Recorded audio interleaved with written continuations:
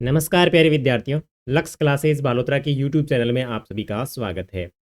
प्यारे विद्यार्थियों, अपन आपकी कक्षा 7 के इतिहास विषय की बातचीत कर रहे थे। आपकी किताब का नाम है हमारे अतीत भाग 2।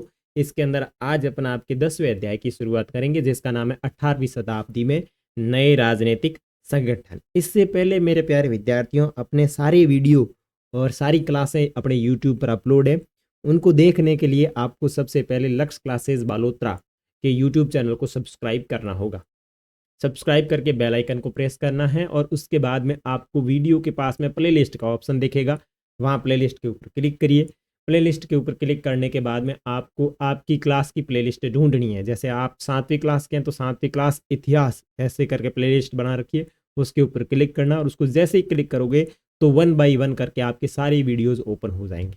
ठीक है, उनको आराम से 1 बाई 1 करके देखना है। आज अपने इसको शुरू करें 10वें अध्याय को, जिसका नाम है 18वीं शताब्दी में नए राजनीतिक संगठन।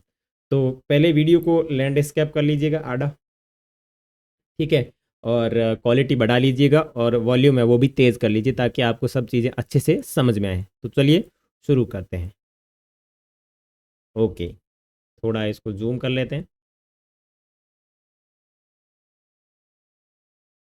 Okay, no problem.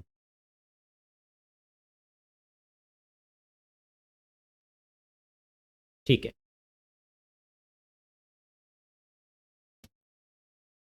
18वीं शताब्दी में नए राजनीतिक संगठन। देखो, यदि आप मानचित्र 1 और 2 को ध्यानपूर्वक देखेंगे तो आपको पता चलेगा कि 18वीं शताब्दी के पूर्वार्ध यानी पूर्व थोड़ा सा पहले के दौरान उपमहाद्वीप के कुछ विशेष रूप से उल्लेखनीय घटनाएं घटी।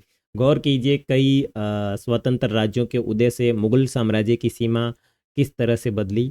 आप यह भी देखेंगे कि 1765 तक एक अन्य शक्ति यानी ब्रिटिश सत्ता ने पूर्वी भारत के बड़े हिस्सों को सफलतापूर्वक हड़प लिया था। देखो, अ, अपने यहाँ पे मुगल लोगों का अधिकार था, लेकिन आप बात करेंगे 1765 के बाद में ब्रिटिश सत्ता ने पूर्वी भारत को अपने बड़े बड़े जो हिस्से थे उनको हड़प लिया था। इसका मतलब ये है कि 1765 64 के अंदर बक्सर का युद्ध होता है, जो कि आप 8वीं क्लास के अंदर बढ़िया अच्छी तरीके से पढ़ेंगे। तो बक्सर का जब युद्ध होता है, बक्सर का युद्ध होने के बाद में जो बंगाल वाला इलाका है वहाँ पे ईस्ट इंडिया कंपनी क्या कर लेती है, बक्सर के युद्ध में मुगल हार जाते हैं और ईस्ट इंडिया कंपनी उस क्षेत्र के ऊपर कब्जा कर लेती है और उसको हड़प लेती है। फिर 1765 के अंदर ईस्ट इंडिया कंपनी को बंगाल का ही नवाब बना दिया जाता है। तो बंगाल में जितने ही संसाधन हैं उनके ऊपर ईस्ट इंडिया कंपनी का नियंत्रण हो जाता है। तो एक तरीके से बात करें कि 1765 तक ईस्ट इंडिया कंपनी अपना जो पूर्वी क्षेत्र है, जो बंगाल वाला इलाका है, उसको हड़प लेती है। ठीक है ना। जैसे यहाँ बात करें 18वीं शताब्दी में नए राज्यों का संगठन, जैसे ये जो है ना मुर्शिदाबाद, ये यहाँ पे बंगाल है, ये जो इलाका है पूरा का पूरा, यहाँ ईस्ट इंडिया कंपनी का शासन हो गया था। ठीक है। और यहाँ अगर बात करें मुख्य मुख्य क्षेत्र कौन से, तो देखो लाहौर है, अवध है, और ये आपका बड़ौदा गुजरात का, ये भोपाल, ये पूना, ये हैदराबाद, ये कुछ क्षेत्र है। ठीक है ना। और 1765 की बात करें तो यहाँ 1765 के अंदर ईस्ट इंडिया कंपनी आ चुकी थी और इस क्षेत्र को अपना लिया था। ठीक है, चलो आगे देखें। हमें यह दर्शाते हैं कि 18वीं शताब्दी एक ऐसी अवधि थी जब भारत में राजनीतिक परिस्थितियां अपेक्षाकृत छोटे से समय अंतराल में बड़ी तेजी से अचानक बदलनी शुरू हो गई। इस अध्याय में हम 18वीं शताब्दी के पूर्वार्ध, मोटे तौर पर 1707 में औरंगजेब की मृत्यु, ध्यान रखना औरंगजेब की मृत्यु कब होती है, 1707। अब आपके दिमाग में सवाल आ रहा होगा कि 1707 में औरंगजेब की मृत्यु होती, लेकिन औरंगजेब था कौन? औरंगजेब दिल्ली सल्तनत के अंदर मुगल साम्राज्य की तरफ से या मुगल साम्राज्य में एक अंतिम शक्तिशाली शासक था जिसका नाम औरंगजेब था। ठीक है ना। वो काफ़ी ताकतवर और अंतिम शक्तिशाली शासक था, लेकिन उसके बाद में भी कई सारे शासक हुए दिल्ली सल्तनत पर, लेकिन वो इतने कोई खास नहीं थे। 1761 तक जब पानीपत की तीसरी लड़ाई, तो ध्यान रखना 1761 के अंदर पानीपत के क्षेत्र के अंदर पानीपत की तीसरी लड़ाई हुई, के दौरान उपमहाद्वीप में उत्पन्न हुई नई राजनीतिक शक्तियों के बारे में पढ़ेंगे। यहाँ जो मैप दे रखा है इसके अंतर्गत ब्रिटिश नियंत्रण वाला इलाका है। 18वीं शताब्दी में ब्रिटिश का नियंत्रण कहाँ कहाँ हो गया था, तो देखो 18वीं शताब्दी में पटना, मुशीराबाद, ढाका, कलकत्ता और बिहार और बनारस के आसपास वाले में हो गया। फिर यहाँ पे उत्तरी सरकार, जो कि आप 9th क्लास में बढ़िया इसी तरीके से पढ़ेंगे कि जो ये जो बंगाल की खाड़ी के सारे जो तट लगा हुआ है इसको उत्तरी सरकार बोला जाता है। जहाँ पे आपका मसूलीपट्टनम वगैरह जो इलाका है, यहाँ पे भी ईस्ट इंडिया कंपनी का राज चलता था। ठीक है, चलो आगे बढ़े। अब बात करेंगे मुगल साम्राज्य और प्रवर्ती मुगलों के लिए संकट की स्थिति। अध्याय 4 में आपने देखा कि मुगल साम्राज्य अपनी सफलता की ऊंचाइयों पर किस प्रकार पहुंचा, फिर 17वीं शताब्दी के अंतिम वर्षों में उसके सामने तरह तरह के संकट किस प्रकार के खड़े होने लगे। ऐसा अनेक कारणों से हुआ। बादशाह औरंगजेब ने दक्कन में 1679 से लंबी लड़ाई लड़ते हुए साम्राज्य के साथ सैन्य और वित्तीय संसाधनों को बहुत अधिक खर्च कर दिया। देखो, अपन ने ये चीज़ें देखी थी कि जब मुगल साम्राज्य बढ़िया अच्छी तरीके से विस्तार कर रहा था, जैसे अलाउद्दीन खिलजी है, इनके शासनकाल, औरंगजेब है या अकबर है, इनके शासनकाल में मुगल साम्राज्य काफ़ी फला फूला। लेकिन कई बादशाहों की वजह से क्या होता है कि मुगल साम्राज्य बेड़ा गर्क हो जाता है, क्योंकि वो अपनी जो सैन्य खर्च है या फिर जो वहाँ के आर्थिक संसाधन है उनको गलत तरीके से खर्च कर देते हैं। इसलिए देखो, औरंगजेब के उत्तराधिकारियों के शासनकाल में साम्राज्य के प्रशासन की कार्यकुशलता समाप्त होने लगी। यानी औरंगजेब के बाद में जितने भी उनके उत्तराधिकारी बने, उनकी कार्यकुशलता समाप्त होने लगी और मनसबदारों के शक्तिशाली वर्गों को वश में रखना केंद्रीय सत्ता के लिए कठिन हो गया था। सूबेदार के रूप में नियुक्त अभिजात अक्सर राजस्व और सैन्य प्रशासन यानी दीवानी एवं फौजदारी दोनों कार्यालयों पर नियंत्रण रखते थे। इससे मुगल साम्राज्य के विशाल क्षेत्रों पर उन्हें विस्तृत राजनीतिक, आर्थिक और सैन्य शक्तियां मिल गई। जैसे जैसे सूबेदारों ने प्रांतों पर अपना नियंत्रण दृढ़ किया, राजनीतिक में पहुंचने वाले राजस्व की मात्रा में कमी आती गई। उत्तरी तथा पश्चिमी भारत के अनेक हिस्सों में हुए जमींदार और किसानों के विद्रोह और कृषकों आंदोलन ने इन समस्याओं को और भी गंभीर बना दिया। कभी कभी ये विद्रोह बढ़ते हुए करों के भार के विरुद्ध किए गए थे और कभी कभी ये शक्तिशाली सरदारों के द्वारा अपनी स्थिति को दृढ़ बनाने की कोशिशें भी थी। अतीत में भी विद्रोह समूहों ने मुगल सत्ता को चुनौती दी थी, परंतु अब ऐसे समूहों ने इस क्षेत्र के आर्थिक संसाधनों का प्रयोग अपनी स्थितियों को मजबूत करने के लिए किया। जिस तरह से धीरे धीरे राजनीतिक व आर्थिक सत्ता प्रांतीय सूबेदारों, स्थानीय सरदारों व अन्य समूहों के हाथों में आ रही थी, औरंगजेब के उत्तराधिकारी उस बदलाव को रोक ना सके। ठीक है, आगे भरपूर फसल और तिजोरियाँ, खाली तिजोरियाँ। एक तत्कालीन लेखक साम्राज्य के वित्तीय दिवालियापन का वर्णन इन शब्दों में करता है। देखो, बड़े जमींदार निस्सहाय और निर्धन हो गए। उनकी किसान वर्ष में 2 फसल उगाते हैं, लेकिन उन्हें दानों में से कुछ नहीं मिलता। उनके स्थानीय गुमास्ते एक तरह से किसानों के हाथ की कठपुतली बने रहते हैं, जैसे कि स्वयं किसान अपने ऋणदाता के वश में रहता है, जब तक कि वह साहूकार का कर्जा नहीं चुका देता। इस प्रकार संपूर्ण व्यवस्था एवं प्रशासन इतना चकनाचूर हो चुका था कि यद्यपि किसान अपनी फसल के जरिए मानो सोना बटोरता है, लेकिन उसके मालिक जमींदार को एक तिनके का टुकड़ा भी नहीं मिलता। ऐसी हालात में जमींदार सशस्त्र सेना कैसे रख सकते हैं, जिनकी उससे आशा की जाती है। वे अपने सैनिकों को जो लड़ाई के समय आगे चलते हैं और घुड़सवारों को जो उनके ठीक पीछे चलते हैं, पैसा कहाँ से देंगे। बिल्कुल, मतलब ज़मींदारों की स्थिति है वो बिल्कुल ख़राब हो चुकी थी और किसान धीरे धीरे अच्छी कंडीशन में आ रहे थे। इस आर्थिक व राजनीतिक संकट के बीच ईरान के शासक नादिर शाह ने 1739 में दिल्ली पर आक्रमण कर दिया, जो कि अपन ने लास्ट अध्याय के अंदर पढ़ा था। और दिल्ली के ऊपर आक्रमण करने के बाद में वो लोग पहाड़ी क्षेत्र में चले गए और वहाँ पे एक तरीके की नई जो आपकी चित्रशैली है, शायद कांगड़ा चित्रशैली का विकास हुआ था। ठीक है, तो राजनीतिक संकट के बीच में ईरान का एक शासक था नादिर शाह ने 1739 में दिल्ली के ऊपर आक्रमण किया और संपूर्ण नगर को लूट कर वह बड़ी भारी मात्रा में धन दौलत यहाँ से लेके गया। नादिर शाह के आक्रमण के बाद अफगान के शासक अब्दाली के आक्रमणों का तांता लगा रहा और उसने भी 1748 से 1761 के बीच में 5 बार उत्तरी भारत पर आक्रमण किया और लूटपाट मचाई। नादिर शाह का दिल्ली पर आक्रमण, ये जो चित्र के अंदर दिख रहा है वो नादिर शाह है और ये आपके पहली बार जब आक्रमण करता है 1739 के अंदर आक्रमण करता है। और इसके क्या वर्णन है? नादिर शाह के आक्रमण के परिणाम स्वरूप दिल्ली में जो विध्वंस हुआ उसका वर्णन समकालीन प्रेषकों ने किया। इनमें से एक ने मुगल कोष से किस तरह धन लूटा गया था उसका वर्णन किया, यानी मुगल का जो खजाना था उसमें से किस प्रकार धन मच गया उसके बारे में जानकारी देता है। 60 लाख रुपए और कई हजार सोने के सिक्के। कितने? 60 लाख रुपए और कई हजार सोने के सिक्के, लगभग 1 करोड़ रुपए के सोने के बर्तन। ओहो थारी, तो उस जमाने में 1 करोड़ रुपए बहुत बड़ी रकम है। सोने के बर्तन, लगभग 50 करोड़ रुपए के गहने और जवाहरात, और अन्य चीज़ें ले गया, जिसमें से कुछ तो इतनी बेशकीमती थी कि दुनिया में उनका मुकाबला कोई नहीं कर सकता, जैसे तख्ते ताउस यानी मयूर सिंहासन।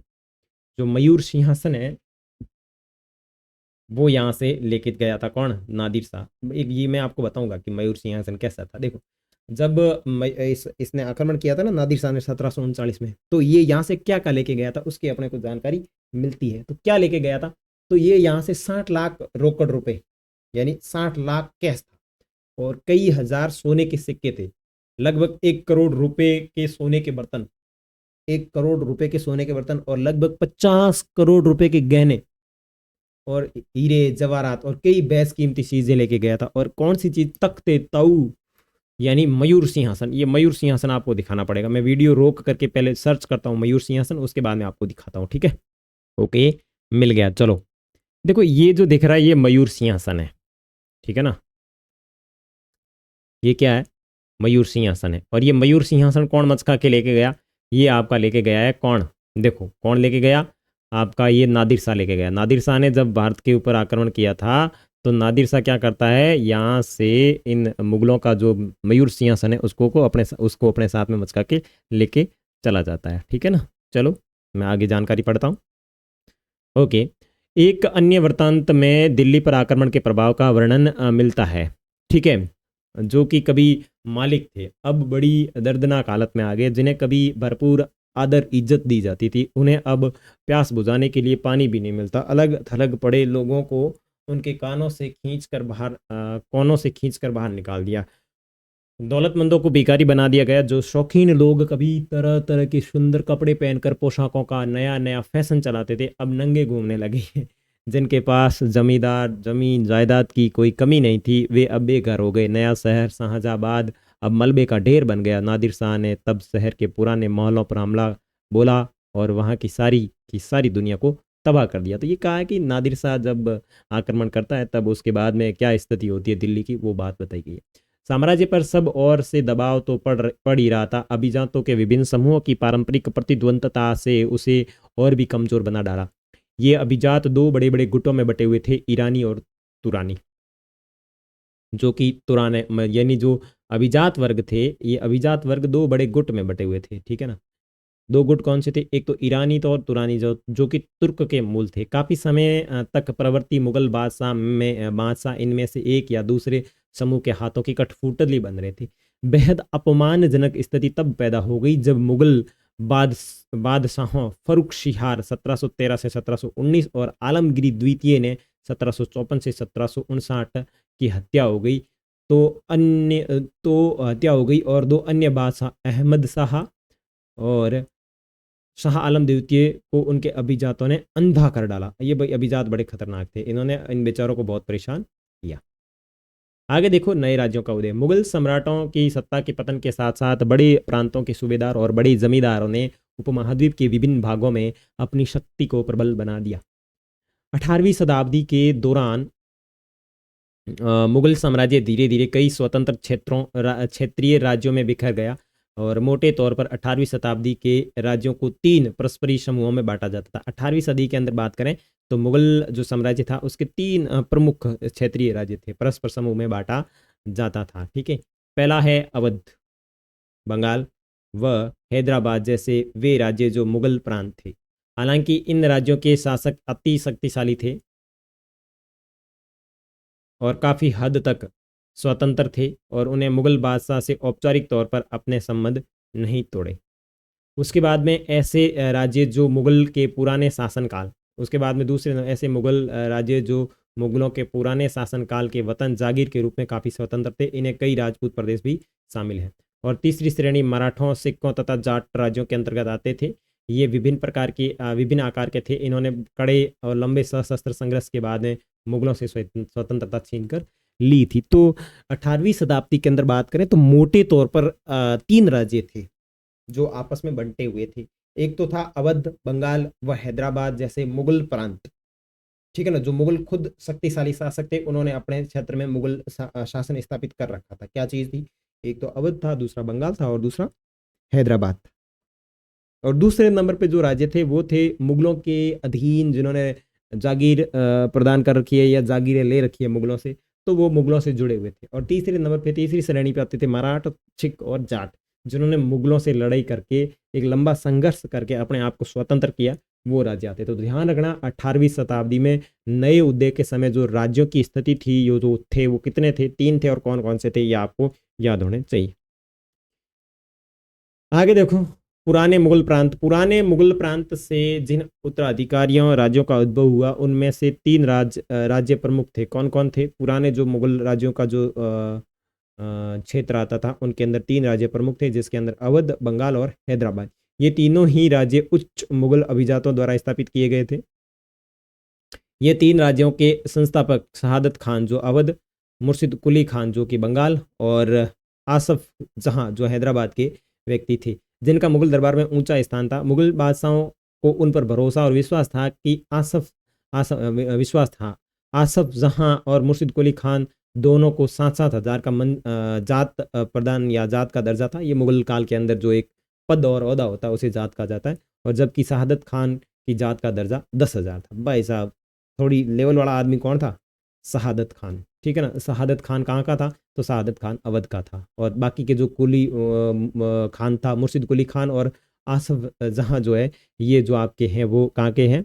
ये बंगाल और हैदराबाद के हैं, और इनको 7,000 का जात मिला हुआ था। उसके बाद में बात करें हैदराबाद की, तो हैदराबाद इसका पूरा नाम था निज़ाम उल मुल्क आसफ जहां, जो 1724 से 1748 तक यहाँ रहता है, जिसने हैदराबाद राज्य की स्थापना की। किसने की? इसने हैदराबाद राज्य की स्थापना की। मुगल बादशाह फरुख शियार के दरबार का एक अत्यंत शक्तिशाली सदस्य था ये। उसने सर्वप्रथम अवध की सूबेदारी सौंपी गई थी, मतलब उसे सर्वप्रथम अवध की सूबेदारी सौंपी गई थी। उसके बाद में उसे बाद में दक्कन का कार्यभार दिया गया, और 1720 से 1722 के मध्य दक्कन के प्रांतों को सूबेदार होने की वजह से आसफ शाह के पास पहले ही राजनीतिक और वित्तीय प्रशासन का पूरा नियंत्रण था। दक्कन में होने वाले उपद्रवों और मुगल दरबार में चल रही प्रतिस्पर्धा का फायदा उठाकर उसने सत्ता हथियाई और उस क्षेत्र का वास्तविक शासक बन गया। मतलब वहाँ का वास्तविक शासक बन गया। आसफ जहाँ अपने लिए कुशल सैनिक तथा प्रशासकों को उत्तरी भारत से लाया था। ये जो अपने पास सैनिक वगैरह थे, ये कहाँ से लेके आया था? उत्तरी भारत से लेके आया था। वे दक्षिण में नए नए अवसर पाकर प्रसन्न थे, और उनसे मनसबदार और उसने मनसबदार नियुक्त किए थे। उसने बढ़िया उनको मस्त लॉलीपॉप पकड़ा दिया, मनसबदार नियुक्त किए और उन्हें जागीरें प्रदान की। हालांकि वह अभी भी मुगल सम्राट का सेवक था, फिर भी वह काफ़ी आज़ादी से शासन चलाता था। न तो वह दिल्ली से कोई निर्देश लाया था, और न ही दिल्ली उसके कामकाज में कोई हस्तक्षेप करती थी। ठीक है, बढ़िया अच्छी तरीके से काम कर रहा था। मुगल बादशाह तो केवल निज़ाम उल मुल्क आसफ जहां द्वारा पहले से लिए गए निर्णयों की पुष्टि कर दिया करते थे। हैदराबाद राज्य पश्चिम की ओर मराठों के विरुद्ध और पठारी क्षेत्र के स्वतंत्र तेलुगु सेना नायकों के साथ युद्ध करने में सदा संलग्न रहता था। यानी तेलुगु के जो लोग थे उनके साथ में इसकी लड़ाइयाँ होती रहती थी। पूर्व दिशा में निजाम उल मुल्क आसफ शाह कोरोमंडल तट पर स्थित वस्त्रों उत्पादक धन संपन्न क्षेत्र पर अपना नियंत्रण प्राप्त करने की महत्वाकांक्षा रखता था, पर उनकी इस महत्वाकांक्षा पर उस क्षेत्र में ब्रिटिश शक्ति की उपस्थिति के कारण रोक लग गई थी। अब ये इधर अपना मामला सेट करने में लगा हुआ था, लेकिन उधर ईस्ट इंडिया कंपनी आ चुकी थी, जिसका आप 8वीं क्लास में बढ़िया अच्छी तरीके से अध्ययन करेंगे। आगे देखो, निजाम की फौज। हैदराबाद के निजी सैनिकों का एक वर्णन 1790 के दशक में अपने को मिलता है। निजाम के पास 400 हाथियों की सवारी है, उसके आसपास कई हजार घुड़सवार रहते हैं, और इन अत्यंत कुशल और अति सुंदर सहजे हुए सवारों का सांकेतिक वेतन ₹1,000 था। कितने रुपए था? 100 रुपये था, ठीक है ना। अवध का देखो, बुरान उल मुल्क शहादत खान। अब अवध का कौन है? बुरान उल मुल्क शहादत खान को 1722 में अवध का सूबेदार नियुक्त किया गया। मुगल साम्राज्य का विघटन होने पर जो राज्य बने उनमें यह सर्वाधिक महत्वपूर्ण राज्यों में से एक था। अवध एक समृद्धशाली प्रदेश था जो गंगा नदी के उपजाऊ मैदान में फैला हुआ था, और उत्तरी भारत तथा बंगाल के बीच व्यापार का मुख्य मार्ग यहीं से होकर के गुजरता था। बुरहान उल मुल्क ने भी अवध की सूबेदारी, दीवानी और फौजदारी एक साथ अपने हाथ में ले ली। सूबे के राजनीतिक, वित्तीय और सैनिक मामलों का एकमात्र कर्ता धर्ता बन गया था। बुरहान उल मुल्क ने अवध क्षेत्र में मुगल प्रभाव को कम करने की कोशिशों के चलते मुगल द्वारा नियुक्त अधिकारी और जागीरदारों की संख्या में कटौती कर दी और उसने जागीरों के आकार में कटौती की और रिक्त स्थानों पर अपने निष्ठावान सेवकों को नियुक्त कर दिया। ठीक है, धोखाधड़ी को रोकने के लिए जागीर अधिकारियों के खातों व लेखों की जांच करवाई गई और नवाब के दरबार द्वारा नियुक्त अधिकारियों द्वारा सभी जिलों के राजस्व का फिर से निर्धारण किया गया और उसने अनेक राजपूत जमींदारियों को रुहेलखंड के अफगान की उपजाऊ कृषि भूमियों को अपने राज्य में मिला लिया। राज्य ऋण प्राप्त करने के लिए स्थानीय सेठ, साहूकार और महाजनों पर निर्भर रहता था। राज्य स्वयं का ठेका सबसे ऊंची बोली लगान वाले इजारेदार को देता था। इजारेदार राज्य को एक निश्चित रकम के भुगतान का वचन देते थे और स्थानीय साहूकार राज्य को ठेके की इस रकम के भुगतान की गारंटी देते थे। दूसरी ओर इजारेदार को कर का मूल्यांकन करने और इसे एकत्र करने की खासी छूट दे दी गई थी और इन परिवर्तनों के फलस्वरूप साहूकार और महाजनों जैसे कई नए सामाजिक समूह राज्य की राजस्व प्रणाली के प्रबंध को प्रभावित करने लगे। पहले ऐसा कभी नहीं हुआ था। ठीक है ना, तो इसने काफ़ी बहुत सारे बदलाव किए, इजारेदार वगैरह रख दिए थे और इजारेदारों को काफ़ी चीज़ों में हस्तक्षेप करने का इसने हक भी दिया था। आगे बात करें बंगाल के अंदर बात करें तो बंगाल में कौन है? मुर्शिद कुली खान के नेतृत्व में बंगाल धीरे धीरे मुगल नियंत्रण से अलग हो गया और मुर्शिद कुली खान बंगाल के नायब थे, यानी कि प्रांत के सूबेदार प्रतिनियुक्त थे। यद्यपि मुर्शिद कुली खान औपचारिक रूप से सूबेदार कभी नहीं बना, उसने बहुत जल्द सूबेदार के पद से जुड़ी हुई सत्ता अपने हाथ में ले ली। हैदराबाद और अवध के शासकों की तरह उसने भी राज्य के राजस्व प्रशासन पर अपना नियंत्रण जमाया। बंगाल में मुगल प्रभाव को कम करने के लिए उसने बंगाल के राजस्व का बड़े पैमाने पर पुनर्निर्धारण करने का आदेश दिया। सभी जमींदारों से बड़ी कठोरता से राजस्व नकद वसूला किया जाता था और परिणाम स्वरूप बहुत से जमींदारों को महाजनों तथा साहूकारों से उधार लेनी पड़ती थी। जो लोग राजस्व का भुगतान नहीं कर पाते उन्हें मजबूरन अपनी जमीन बड़े जमींदारों को बेचनी पड़ती थी। इस प्रकार 18वीं शताब्दी में बंगाल के एक क्षेत्रीय राज्य बन जाने से जमींदारों में काफ़ी बदलाव आया। राज्य और साहूकारों के बीच हैदराबाद तथा अवध जो घनिष्ठ संबंध था वह अलीवर्दी खान के शासनकाल में बंगाल में भी स्पष्ट दिखाई दिया। उसके शासनकाल में जगत सेठ का साहूकार घराना अत्यंत समृद्धशाली हो गया था। ध्यान रखना, इसके शासनकाल के अंदर एक सेठ का नाम आता, जगत सेठ का साहूकार जो घराना था वो काफ़ी समृद्धशाली हो गया था। और देखो अलीवर्दी खान का दरबार देख रहे हो, बैठो आराम कबूडो दीडो बैठो के कबूडो एक बाज है अल्लाह रे होट लेनू भाई के करे भाई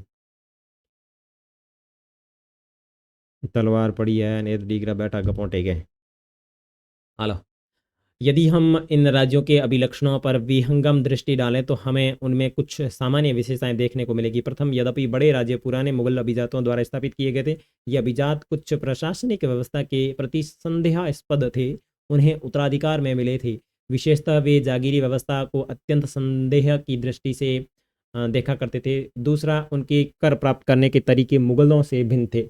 कर संग्रह के लिए राज्य के अधिकारियों पर निर्भर न रह करके 3 राज्यों अवध हैदराबाद बंगाल ने राजस्व वसूली के लिए इजारेदार के साथ ठेके कर लिए थे। ध्यान रखना, ये जो इजारेदार थे ये मतलब इनको कर इकट्ठा करने का ठेका दे दिया गया था। ध्यान रखना, इजारेदार के साथ ठेके कर लिए थे। इजारेदार की प्रथा जो मुगल द्वारा पूर्णतः नापसंद की गई थी, 18वीं शताब्दी में समस्त भारत में फैल गई थी।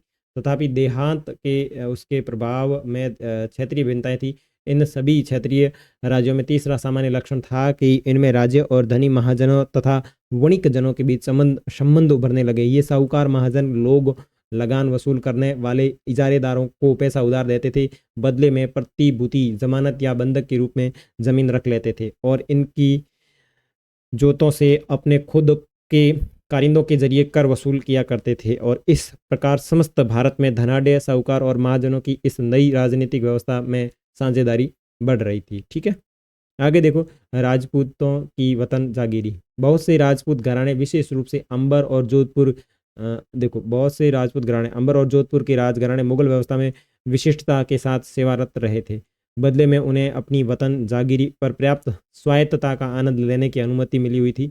अब 18वीं शताब्दी में इन शासकों ने अपने आसपास के इलाकों पर अपने नियंत्रण का विस्तार करने के लिए अपने हाथ पांव मारने शुरू किए। जोधपुर के महाराजा अजीत सिंह ने भी मुगल दरबार की गुटी राजनीति में अपने पैर फंसा दिए थे। जोधपुर के राजा कौन है? अजीत सिंह। देखो ये सब मुगलों के अंडर थे, लेकिन लफड़ा ये हुआ था कि मुगलों के अंडर रहते हुए भी इन्होंने अपने हाथ पांव मारने शुरू किए, इधर उधर ताका झाकी माका माकी करने की शुरुआत की थी। ठीक है। इन प्रभावशाली राजपूत घरानों ने गुजरात और मालवा के लाभदायक सूबों की सूबेदारी का दावा किया। जोधपुर के राजा अजीत सिंह को गुजरात की सूबेदारी और अंबर के सवाई राजा जय सिंह को मालवा की सूबेदारी मिल गई थी। तो ध्यान रखना, जोधपुर के राजा जो अजीत सिंह थे, इनको गुजरात की सूबेदारी और अंबर के सवाई राजा जय सिंह को मालवा की सूबेदारी मिल गई थी। बादशाह जहांदार शाह ने 1713 में इन राजाओं के इन पदों का नवीनीकरण कर दिया। इन्होंने अपने वतनों के पास पड़ोस की शाही इलाकों के कुछ इलाकों पर कब्जा करने की कोशिश की। जोधपुर राजघराने ने नागौर, अब देखो जोधपुर राजघराने ने नागौर को जीत लिया और अपने राज्य में मिला लिया। दूसरी ओर अंबर ने भी बूंदी के बड़े हिस्सों पर अपना कब्जा कर लिया। सवाई राजा जय सिंह ने जयपुर में अपनी नई राजधानी स्थापित कर ली और उसे 1722 में आगरा की सूबेदारी दे दी गई। ठीक है। 1740 के दशक में राजस्थान में मराठों के अभियानों ने इन रजवाड़ों पर भारी दबाव डालना शुरू कर दिया, जिससे इनका अपना विस्तार आगे होने से रुक गया था। आगे जयपुर के राजा राय सिंह। 1732 के एक फारसी वृत्तांत में राजा जयसिंह का वर्णन मिलता है कि राजा जयसिंह अपनी सत्ता की चरम सीमा पर थे। 12 वर्ष के लिए वे आगरा के सूबेदार रहे और 5 या 6 वर्ष के लिए वो मालवा के, और उनके पास विशाल सेना, तोपखाना तथा भारी मात्रा में धन संपदा थी और उनका प्रभाव दिल्ली से लेकर नर्मदा तक बहुत अधिक विस्तृत फैला हुआ था। और ये मेहरानगढ़ का किला जोधपुर, देखो ये मेहरानगढ़ का किला है, देखो कितना बढ़िया है।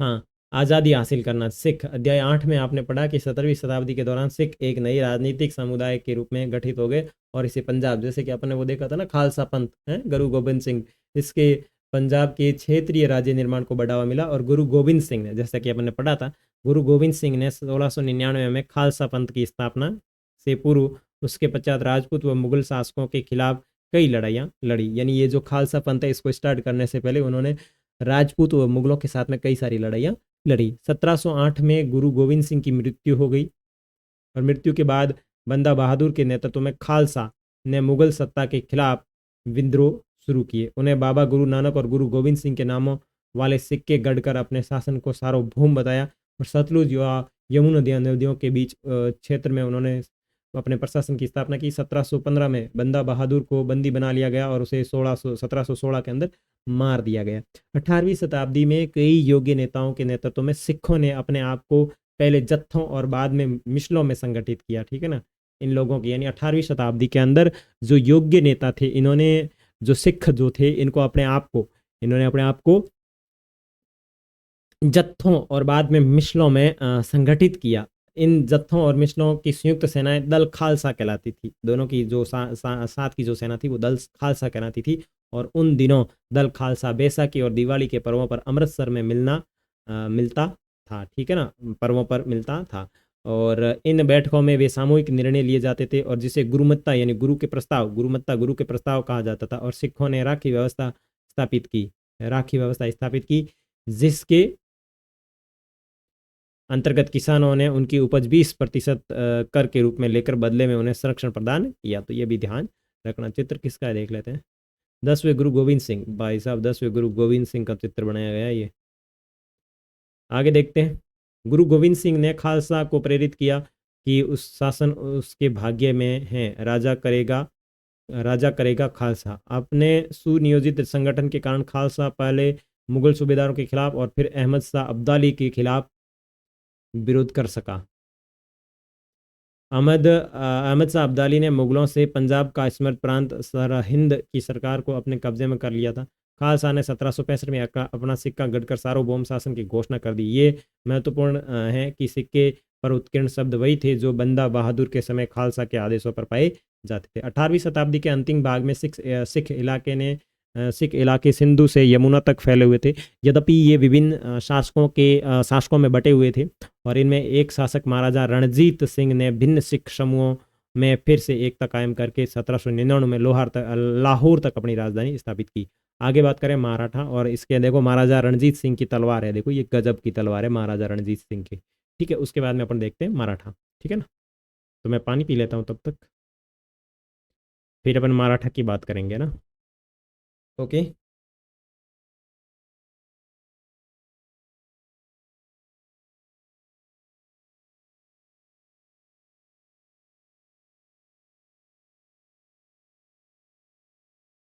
हाँ,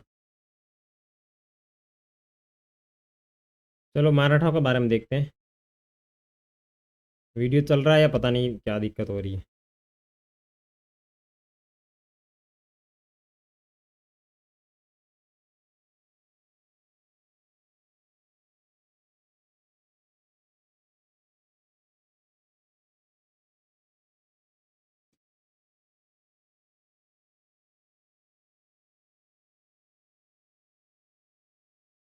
चल रहा है ना, ठीक है।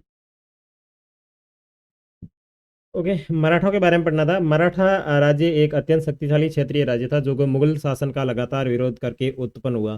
शिवाजी 1627 से 1680 ने शक्तिशाली योद्धा परिवार देशमुखों की सहायता से एक स्थानीय राज्य की स्थापना की। अत्यंत गतिशील कृषक पशुचारक कुणबी मराठों की सेना के मुख्य आधार बन गए थे। शिवाजी ने प्रायद्वीपीय में मुगलों को चुनौती दी, जो प्रायद्वीपीय क्षेत्र है वहाँ पे मुगलों को चुनौती दी। देने के लिए इस सैन्य बल का प्रयोग किया गया। शिवाजी की मृत्यु के पश्चात मराठा राज्य में प्रभावी शक्ति चित्पावन ब्राह्मणों के एक परिवार के हाथों में चली गई। ठीक है ना, ध्यान रखना। शिवाजी की मृत्यु के बाद जो मराठों की जो शक्ति थी वो चित्तपावन एक ब्राह्मण परिवार था उसके हाथ में चली गई, जो शिवाजी के उत्तराधिकारियों के शासनकाल के रूप में पेशवा यानी प्रधानमंत्री के रूप में अपनी सेवाएं देते थे। पुराना पुणे मराठा राज्य की राजधानी बन गया था। पेशवाओं की देखरेख में मराठों ने अत्यंत सफल सैन्य संगठन का विकास कर लिया। उनकी सफलता का रहस्य ये था कि वे मुगलों के किलेबंद इलाकों में टक्कर न लेते हुए अपने पास से चुपचाप निकलकर शहरों कस्बों पर हमला कर देते थे और मुगल सेना से ऐसे मैदानी इलाकों में मुठभेड़ लेते थे जहां रसद पाने और कुमक आने के रास्ते आसानी से रोके जा सकते हैं। 1720 से 1761 के बीच मराठा साम्राज्य का काफी विस्तार उसने सने शने और काफ़ी सफलतापूर्वक मुगल साम्राज्य की सत्ता को क्षति पहुंचाई। 1720 के दशक तक 1720 के दशक तक मालवा और गुजरात मुगलों से छिन गए थे।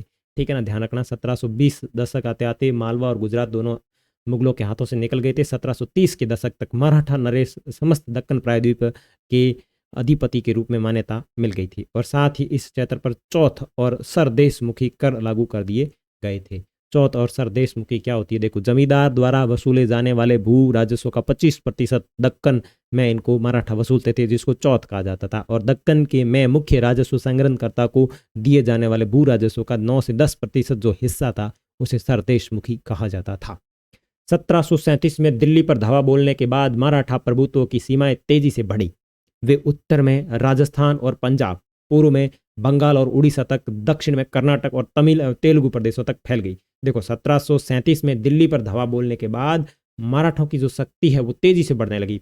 उत्तर में राजस्थान और पंजाब, पूर्व में बंगाल और उड़ीसा, और दक्षिण के अंदर बात करें तो कर्नाटक और तमिलनाडु के साथ साथ तेलुगु प्रदेशों तक फैल गई। इन क्षेत्रों को औपचारिक रूप से मराठा साम्राज्य में शामिल नहीं किया गया, मगर मराठा प्रभुत्व सत्ता को स्वीकार करने के तरीके के रूप में उनसे भेंट की रकम ली जाने लगी।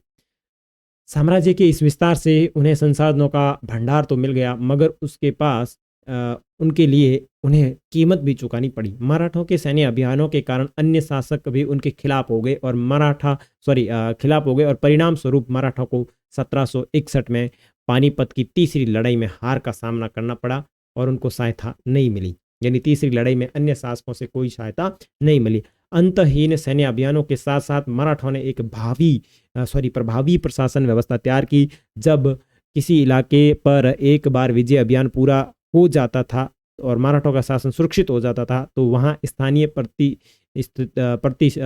परिस्थितियों को ध्यान में रखते हुए धीरे धीरे भू राजस्व की मांग की गई। देखो, ध्यान रखना, 1761 के बाद में इन्होंने क्या किया? एक नई व्यवस्था लागू की। क्या लगा? जब किसी इलाके पर एक बार विजय अभियान पूरा हो जाता था तो मराठा का शासन सुरक्षित हो जाता था और वहाँ स्थानीय परिस्थितियों को ध्यान में रखते हुए धीरे धीरे भू राजस्व की मांग की गई। कृषि को प्रोत्साहित किया गया और व्यापार को पुनर्जीवित किया गया। इससे सिंधिया, गायकवाड़ और भोंसले जैसे मराठा सरदारों को शक्तिशाली सेनाएं खड़ी करने के लिए एक संसाधन मिल गए। 1720 के दशक में मालवा में मराठा अभियानों ने उस क्षेत्र में स्थित शहरों के विकास व समृद्धि को कोई हानि नहीं पहुंचाई। उज्जैन, सिंधिया के संरक्षण उज्जैन जो था वो सिंधिया के संरक्षण में और इंदौर होलकर के आश्रय में फलता फूलता जा रहा था। ये शहर हर तरह के बड़े और समृद्धशाली थे और वे महत्वपूर्ण वाणिज्यिक और सांस्कृतिक केंद्रों के रूप में कार्य कर रहे थे।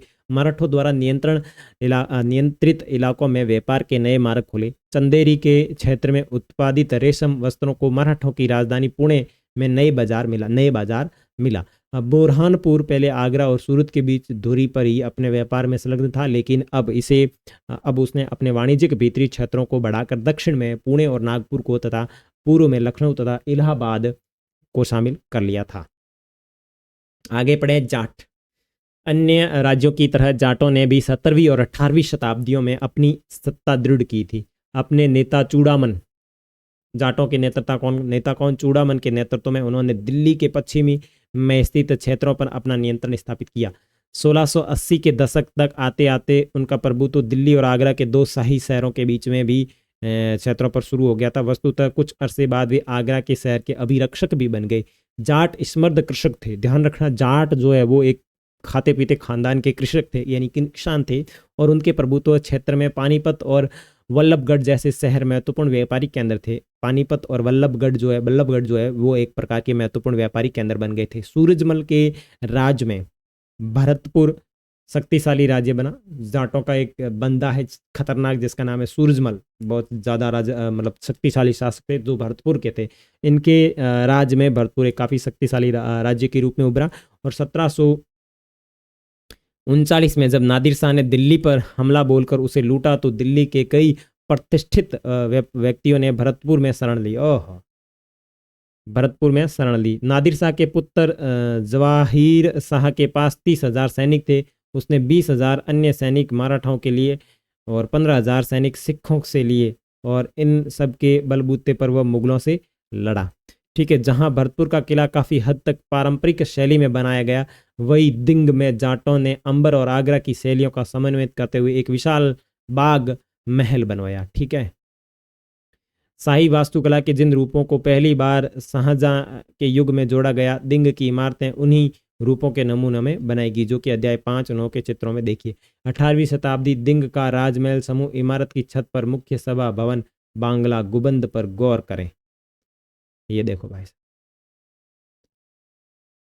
आगे फ्रांसीसी क्रांति। 18वीं शताब्दी में भारत की विभिन्न राज्य व्यवस्थाओं में जनसाधारण को अपनी सरकारी कार्यों में हिस्सा लेने का अधिकार नहीं था। ऐसी स्थिति में पश्चिमी दुनिया में 18वीं शताब्दी के आखिरी दशकों तक बनी रही। अमेरिकी 1776, 1781 और फ्रांसीसी क्रांतियों ने इस स्थिति को और साथ साथ अभिजात वर्ग के सामाजिक राजनीतिक प्राधिकारियों को चुनौती दी। फ्रांसीसी क्रांति के दौरान मध्य वर्ग, किसानों और शिल्पकारों ने पादरी गण और अभिजातों के विशेषाधिकार के खिलाफ लड़ाई लड़ी।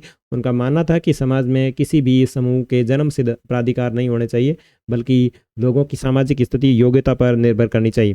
फ्रांसीसी क्रांति के दार्शनिकों ने यह सुझाया कि सभी के लिए समान कानून और समान अवसर होने चाहिए। देखो, फ्रांसीसी क्रांति ने क्या सुझाया कि सभी के लिए समान कानून और समान अवसर होने चाहिए। उनका यह भी कहना था कि सरकार की सत्ता लोगों से बननी चाहिए, जनता को सरकार के कार्यों की भूमिका अदा करने का अधिकार होना चाहिए। और फ्रांसीसी और अमेरिकी क्रांतियों के दौरान क्रांतियों जैसे आंदोलन के धीरे धीरे प्रजाओं को नागरिकों में बदल डाला। नागरिकता, राष्ट्रीय राज्य एवं लोकतांत्रिक अधिकारों के विचारों ने भारत में 19वीं शताब्दी के अंतिम दशकों से जकड़ पकड़ ली। देखो, आपने आपकी राजस्थान अध्ययन की किताब के अंदर 1857 की क्रांति के बारे में पढ़ा होगा। जिस तरीके से भारत में लोकतांत्रिक व्यवस्था स्थापित करने के लिए 1857 की क्रांति होती है, उसी प्रकार जो यूरोपीय और जो आपके जो क्षेत्र है अमेरिका, फ्रांस, इनमें भी लोकतांत्रिक सत्ता स्थापित करने के लिए जो क्रांतियाँ होती है वो होती है फ्रांसीसी क्रांति। और फ्रांसीसी जो क्रांति होती है वो 1779 में शुरू होती है। ठीक है, उसमें भी यही लड़ाइयाँ लड़ी जाती है कि जो राजतंत्र है उसको समाप्त किया जाए, लोकतंत्र है उसको स्थापित किया जाए। तो इस तरीके की जो लड़ाइयाँ थी वो सारी की सारी आती थी इसके अंदर। तो आपका इस इतिहास विषय का जो आपका 10वां पार्ट है वो पूरा हो चुका है। अब अपन बात करेंगे आपके अभ्यास प्रश्नों की अगले वीडियो में। तो मिलेंगे अगले वीडियो में, तब तक के लिए बाय बाय। चैनल के ऊपर नए हो तो इसको सब्सक्राइब करो और साथ ही साथ इस वीडियो का जो लिंक है अपने दोस्तों के साथ शेयर करो। मिलेंगे अभ्यास प्रश्नों में, तब तक के लिए गुड बाय।